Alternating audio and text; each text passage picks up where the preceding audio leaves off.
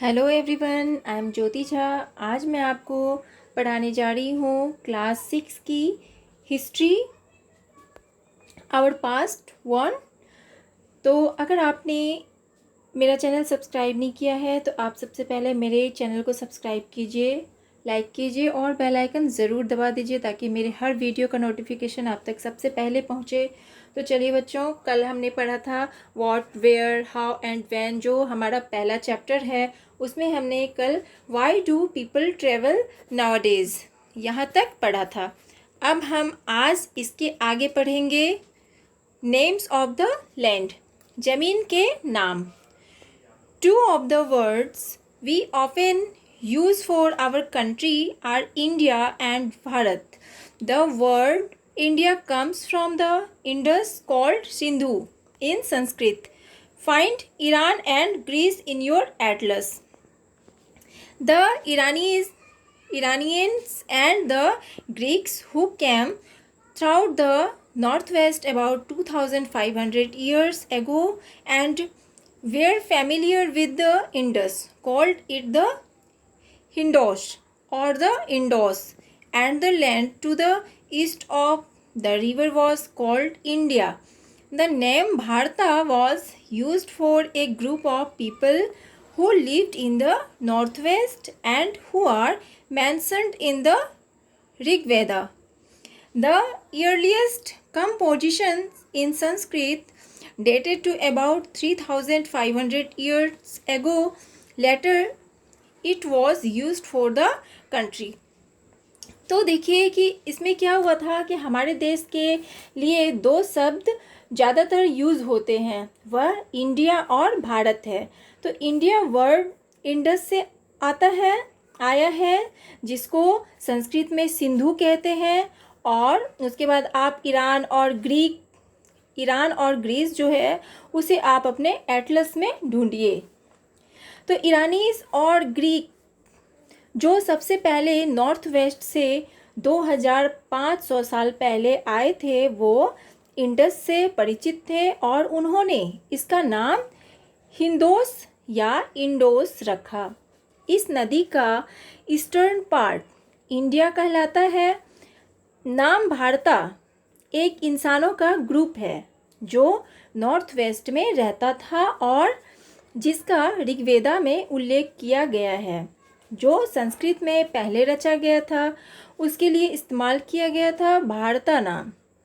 इसका तारीख आज से 3500 साल पहले था। फिर यह नाम देश के लिए इस्तेमाल किया जाता था।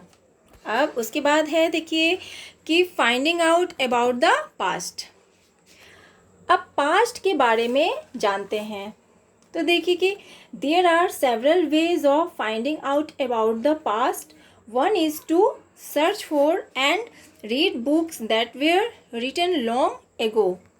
These are called manuscripts because they were written by hand. This comes from the Latin word manu, meaning hand.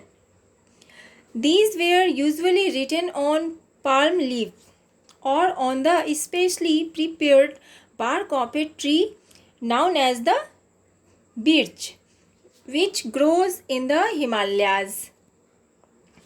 तो आप देखिए कि बहुत सारे तरीके हैं पास्ट के बारे में जानने के। एक तो है कि पुराने बुक्स को ढूंढना और पढ़ना जो बहुत समय पहले लिखे गए थे, ये सब मैन्युस्क्रिप्ट कहलाते हैं क्योंकि ये सब हाथ से लिखे जाते थे। मैनु एक लैटिन वर्ड है जिसका मतलब होता है हैंड, हाथ। यह ज़्यादातर ताड़ के पत्ते पर लिखा जाता है या स्पेशली बना हुआ पेड़ की छाल से, जिसको हम लोग बिर्च यानी संटी कहते हैं। यह हिमालयाज में उगता है। अब देखिए, over the years many manuscripts were eaten away by insects. Some were destroyed but many have survived, often preserved in temples and monasteries.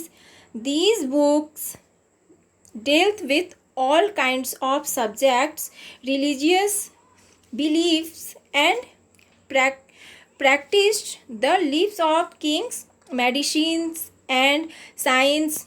Beside there were epics, poems, plays. Many of these were written in Sanskrit, often were in Prakrit, language used by ordinary people, and Tamil. तो देखिए क्या होता है कि बहुत सालों से यह मैन्युस्क्रिप्ट्स इंसेक्ट्स खा लेते हैं, तो कुछ तो डिस्ट्रॉय हो जाते हैं लेकिन कुछ बच जाते हैं। अक्सर उन्हें टेम्पल और मॉनेस्ट्री में संरक्षित किया जाता है। यह बुक्स सारे तरह के सब्जेक्ट से निपटे हैं। धार्मिक धारणा और अभ्यास, राजा की जिंदगी, दवाई और विज्ञान। इसके अतिरिक्त वहाँ पे महाकाव्य, कविता तथा खेल थे। इनमें से बहुत सारे संस्कृत में लिखे गए थे, दूसरे कि प्राकृत और तमिल में लिखे गए थे। प्राकृत एक लैंग्वेज है जो ऑर्डिनरी पीपल्स यूज़ करते हैं। उसके बाद है we can also study inscriptions. These are writings on relatively hard surfaces such as stone or metal. Sometimes kings got their orders inscribed to that people could see, read and obey them. There are other kinds of inscriptions as well, where men and women, including kings and queens, recorded what they did. For example, kings often kept records of victories in battle. तो हम लोग inscription को भी पढ़ सकते हैं। ये सब ज़्यादातर हार्ड सरफेस वाले चीज़ों पर बनते हैं, जैसे पत्थर या लोहा। कभी कभी राजा अपने ऑर्डर्स को लोगों को दिखाना चाहते थे और पढ़ के उनकी आज्ञा इसी तरीके से मानते थे। वहाँ पे अलग तरह के भी इंस्क्रिप्शन होते थे, जहाँ पे औरत और आदमी जैसे किंग और क्वीन भी वह जो करना चाहते थे उसको रिकॉर्ड करते थे। जैसे कि राजा अक्सर युद्ध में अपने जीत की रिकॉर्ड रखते थे। अब है can you think of the advantage of writing on a hard surface and what could have been the difficulties. तो क्या आप सोच सकते हैं कि हार्ड सरफेस पर लिखने का कुछ लाभ है और कुछ मुसीबतें भी हैं। तो there were many others things that were made and used in the past. Those who study these objects are called archaeologists. They study the remains of buildings made of stone and bronze, paintings and sculpture. They also explore and excavate, dig under the surface of the earth to find tools, weapons, pot, pans, ornaments and coins. Some of these objects may be made of stone, others of bone, baked clay or metal. Objects that are made of hard, imperishable substances usually survive for a long time. तो वहाँ बहुत सारे चीज़ें हैं जो past में बनाए जाते थे और इस्तेमाल किए जाते थे। जो इन चीज़ों को पढ़ते हैं उन्हें आर्कियोलॉजिस्ट कहते हैं। वो सब बचे हुए बिल्डिंग जो ब्रिक्स और स्टोन से बने रहते हैं, पेंटिंग्स और मूर्ति को पढ़ते हैं। वो सब एक्सप्लोर और गड्ढे खोदकर tools, weapons, pots, pans, ornaments और कॉइन्स को ढूंढते भी हैं। इनमें से कुछ ऑब्जेक्ट्स पत्थर, बोन्स, सेका हुआ जो चिकनी मिट्टी होता है या लोहे से बनी होती है, कुछ हार्ड चीज़ों से बनी होती है जो कई सालों तक रह पाती है। अब देखिए कि आर्कियोलॉजिस्ट, ये देखिए आप इस पिक्चर में देख रहे हैं कि ये जो है ये मटका बना हुआ है, ये भी मिट्टी से बना हुआ है और ये कुछ कलाकारी पत्थर पे किए गए हैं। अब देखिए, archaeologists also look for bones of animals, birds and fish to find out what people ate in the past. Plant remains survive far more rarely if seeds of grains or pieces of wood have been burnt. They survive in a charred form. तो अब देखिए कि archaeologist animals, birds और fish के bones को ढूंढ रहे हैं तो जानने के लिए कि इंसान पहले क्या खाते थे। जो प्लांट्स रेयर होते हैं वह ज़्यादा दिन तक सरवाइव कर सकते हैं। अगर अनाज के दाने या लकड़ी जल जाए तो वो जले हुए फॉर्म में भी सरवाइव कर सकते हैं। अब देखिए, do you think cloth is found frequently by archaeologists? क्या कपड़े बार बार आर्कियोलॉजिस्ट को मिलते हैं? Historians, that is scholars who study the past, often use the word source to refer to the information found from manuscripts, inscriptions and archaeology. Once sources are found, learning about the past becomes an adventure as we reconstruct it bit by bit.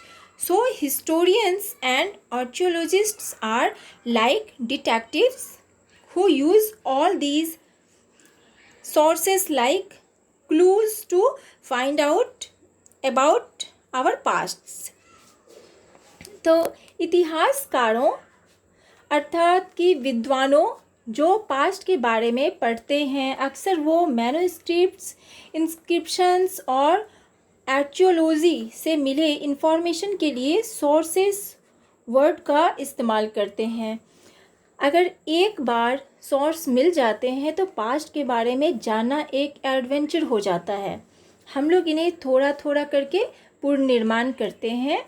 इतिहासकारों और archaeologist वो सब detective की तरह होते हैं।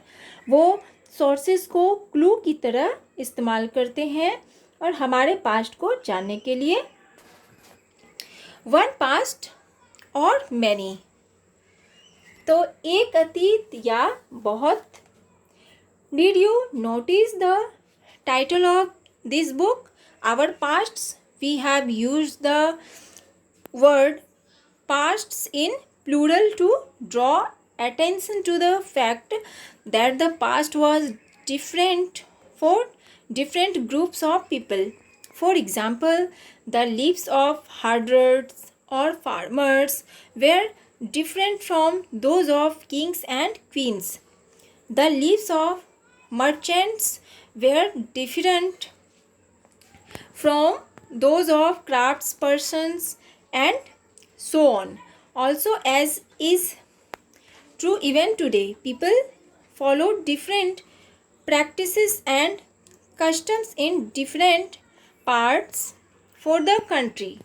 For example, today most people living in the Andaman Island get their own food by fishing, hunting and collecting forest produce. By contrast, most people living in cities depend on others for supplies of food.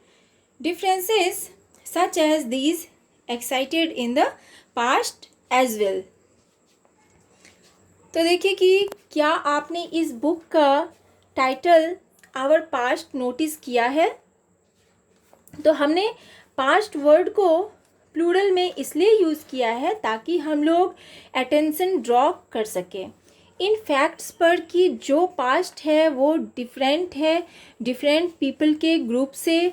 जैसे harder और farmers का life अलग है king और queen के life से, merchant का life अलग है क्राफ्ट पर्सन से, और बहुत सारे का अलग होता है एक दूसरे से।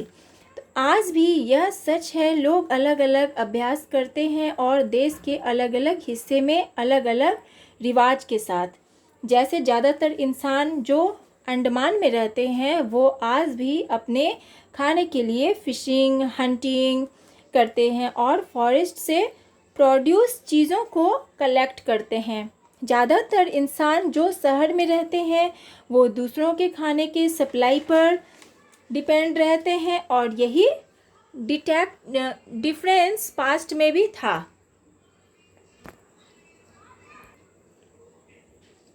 Besides, there is another kind of differences.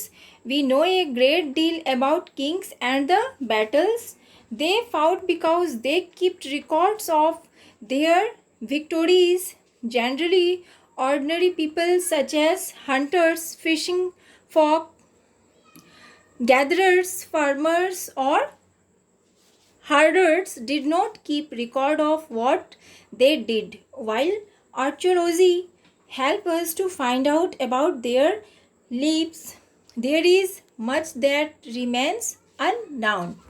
तो इसके अतिरिक्त वहाँ पर दूसरे तरह के डिफरेंसेस भी हैं। हम लोग जानते हैं किंग और बैटल्स जो उन्होंने जीते हैं वो उनका रिकॉर्ड रखते हैं। ऑर्डिनरी पीपल जैसे herders, fishing folk, gatherers, farmers या हंटर्स अपना किया हुआ चीज़ का रिकॉर्ड नहीं रखते हैं। आर्कियोलॉजी हम लोग का हेल्प करते हैं इनके लाइफ के बारे में जानने के लिए।